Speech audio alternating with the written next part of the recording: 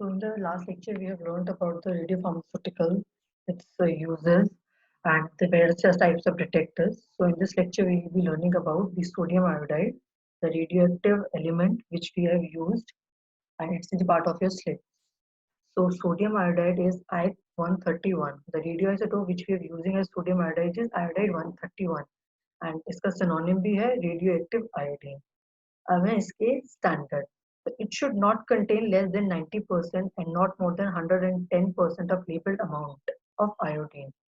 अब ये जो स्टैंडर्ड कह रहा है कि इसके अंदर जो आयोडीन है, हमारा सोडियम आयोडाइड, इसके अंदर हमारा 90% से कम और 110% से ज्यादा आयोडीन 131 नहीं होना चाहिए. As iodide which is expressed in microcuries or millicuries at the time indicating in the labeling.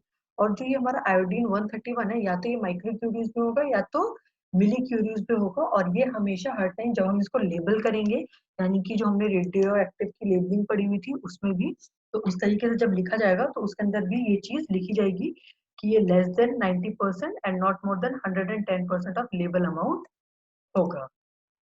ठीक. फिर है अब हमारा सोडियम आयोडाइड जो है, हम इसको किस तरीके से प्रिपेयर करेंगे. So the first is the first production of iodine 131 took place in France in the year 1949 at the Fort de Chatillon, the site of first atomic reactor, before it was transferred to the Nuclear Research Center at Sexley. यानी कि जिस first time हमारा production हुआ था iodine 131 का, वह हुआ था फ्रांस में 1949 में, और जगह का नाम है fort day शैटेलॉन.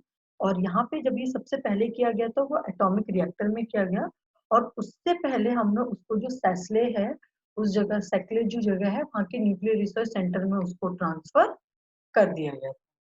The isotope has been used since 1942, however, in the treatment of thyroid cancer.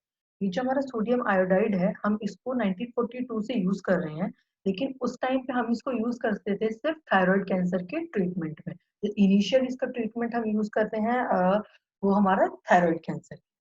Most iodine 131 is prepared in nuclear reactor by neutron irradiation of natural tellurium target.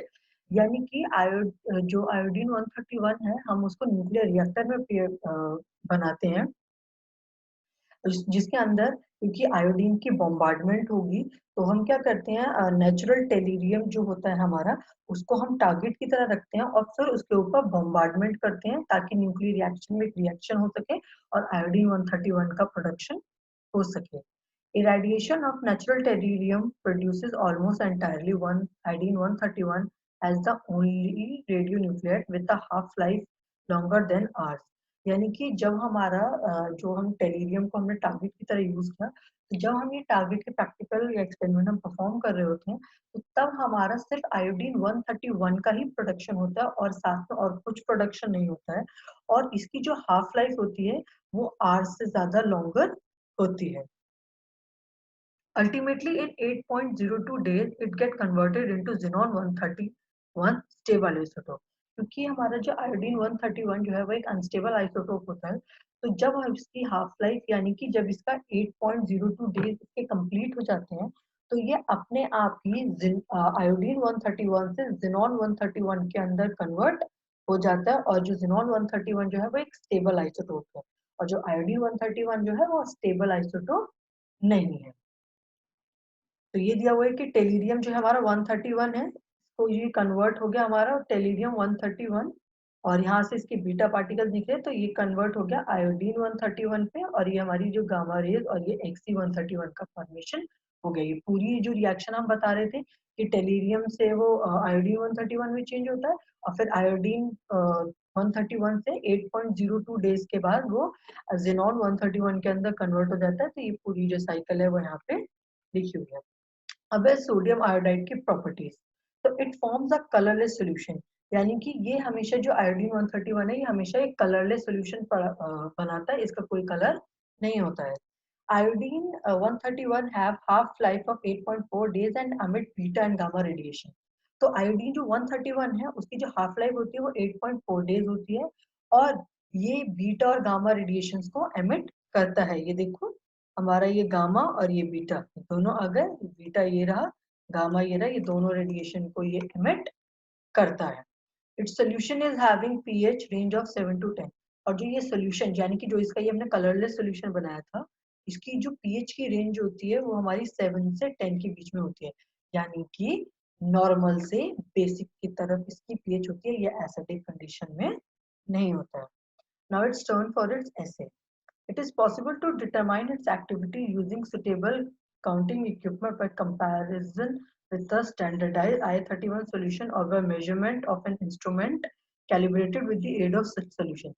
यानी कि इसकी जो पॉसिबिलिटी है, यानी कि इसका ऐसे करने की हम उसके जो हम काम कर सकते हैं उसकी एक्टिविटी को डिटरमाइन कर सकते हैं, तो उसके लिए हम क्या करेंगे, या तो हम कोई एक सुटेबल काउंटिंग इक्विपमेंट लेंगे, यानी कि जो इक्विपमेंट हमें ये बता सके कि हाँ इसकी कैपेसिटी यानी कि इसकी एबिलिटी क्या है, या फिर हम इसको कंपेयर कर सकते हैं एक ऐसे जो स्टैंडर्ड आयोडीन 131 सॉल्यूशन होता है और जिसको हम इंस्ट्रूमेंट को हमने कैलिब्रेट किया हो, यानी कि कैलिब्रेटेड इंस्ट्रूमेंट जिसमें हमने स्टैंडर्ड आयोडीन 131 लिया हो, हम उसके अंदर इसको यूज करके इसकी एक्टिविटी को पता कर सकते हैं, या फिर एक तरीके का काउंटिंग इक्विपमेंट जिसके अंदर आयोडीन 131 स्टैंडर्ड सॉल्यूशन को हमने यूज किया हो।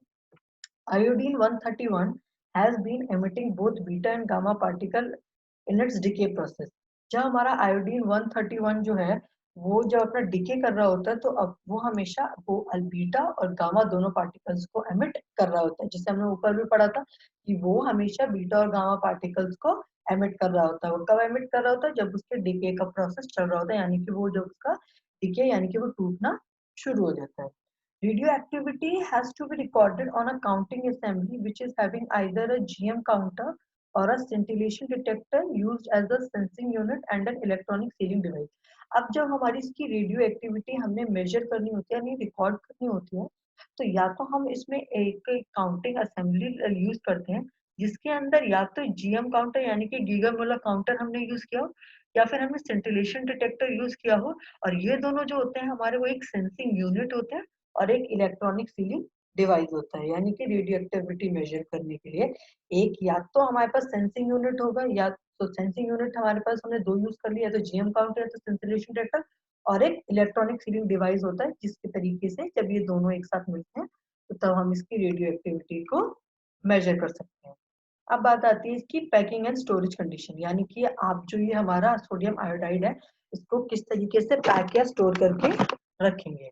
The solution has to be prepared in single dose or multiple dose container that have been previously treated to prevent absorption। तो ये जो हमारा सोडियम आयोडाइड है, या तो हम इसका सिंगल डोज या तो मल्टीपल डोज कंटेनर लेंगे। सिंगल डोज हो गया यानी कि जो हम एक बार जिसको हम यूज कर लेंगे और फिर उसके बाद डिस्कार्ड कर देंगे, और मल्टीपल डोज कंटेनर हो गया यानी कि जिसमें से हम बार बार उस मटेरियल जो सोडियम आयोडाइड जो है हमारा मटेरियल उसको हम यूज कर सकते हैं, और जिसको हमने पहले से ट्रीट कर रखा हो एब्जॉर्प्शन के लिए, यानी कि ये कोई भी चीज एब्जॉर्ब ना करती हो। So as to avoid absorption of radionuclides on the wall of the container, including laboratory vessel, it has been recommended that container used to handle sodium iodide solution should be first of all rinsed with a solution of having approximately 0.8% of sodium bisulfate and 0.245% of sodium iodide and then water until the last rinsing has been neutral to litmus। यानी कि अब हमें क्या avoid करना है कि जो हमारा रेडियो न्यूक्लाइड है उसका जो एब्जॉर्प्शन ना हो, जो भी हमने कंटेनर जिसके अंदर भी हमारा सोडियम ऑक्साइड रखा हो। तो क्या करेंगे इसके लिए कि ताकि हमारा कंटेनर एब्जॉर्ब ना करे, जो वेसल हमने रखा हुआ है उसके अंदर एब्जॉर्ब ना करे, तो हम क्या करेंगे, जो भी हमारा कंटेनर होगा सबसे पहले तो हम उसको 0.8% सोडियम बाइसल्फेट सोल्यूशन और 0.2.5% सोडियम आयोडाइड सोल्यूशन से पहले इसको रिंस करेंगे।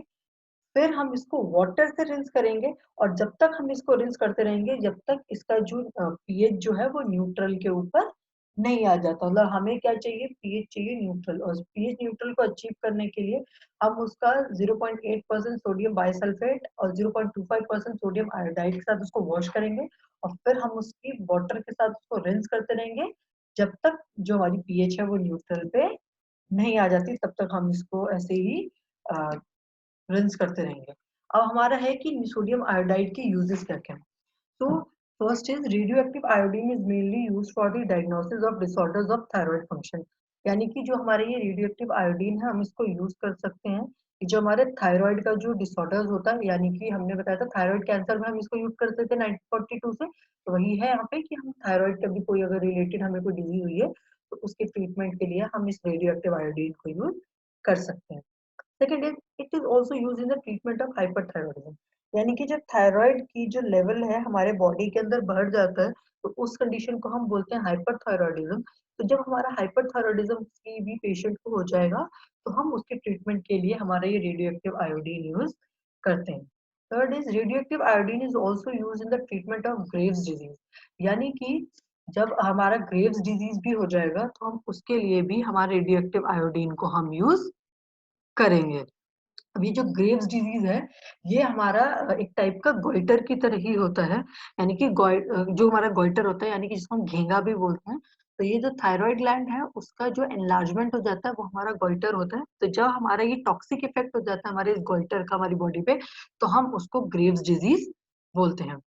It is also use in the radiotherapy of thyroid cancer, यानी कि जब हमारा थायराइड कैंसर हो जाता है उसकी रेडियोथेरेपी में भी हम इसको यूज कर सकते हैं।